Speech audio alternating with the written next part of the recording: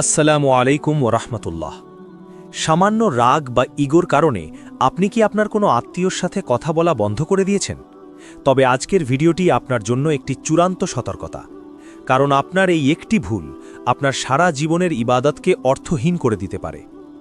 পবিত্র কোরআনের সূরা মুহাম্মাদের ২২ এবং ২৩ নম্বর আয়াতে আল্লাহ সুবহানাহু ওয়া তাআলা ইরশাদ করেছেন, ফাহাল আসাইতুম ইন তাওয়াল্লাইতুম আন তুফসিদু ফিল আরদি ওয়া তুকাত্তিউ আরহামাকুম উলাইকাল্লাযীনা লা'নাহুমুল্লাহু ফাআসাম্মাহুম ওয়া আ'মা আবসারাহুম।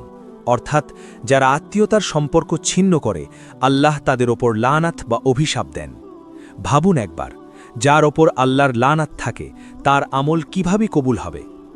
রাসূল সাল্লাল্লাহু আলাইহি ওয়াসাল্লাম এই বিষয়ে আমাদের কঠোর হুঁশিয়ারি দিয়েছেন।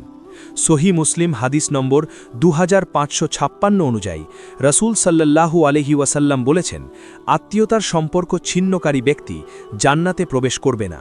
অর্থাৎ আপনি যদি 5 ওয়াক্ত নামাজ পড়েন, রোজা রাখেন, কিন্তু আত্মীয়র সাথে সম্পর্ক নষ্ট করে বসে থাকেন, তবে জান্নাতের পথ আপনার জন্য রুদ্ধ হয়ে যেতে পারে। মনে রাখবেন, প্রকৃত আত্মীয়তা রক্ষা করা মানে শুধু সুসময়ে পাশে থাকা নয়। রাসূল সাল্লাল্লাহু আলাইহি ওয়াসাল্লাম বলেছেন, সেই ব্যক্তি প্রকৃত আত্মীয়তা রক্ষাকারী যে ব্যক্তি তার সাথে সম্পর্ক ছিন্ন করার পরেও তা পুনরায় জুড়ে দেয়।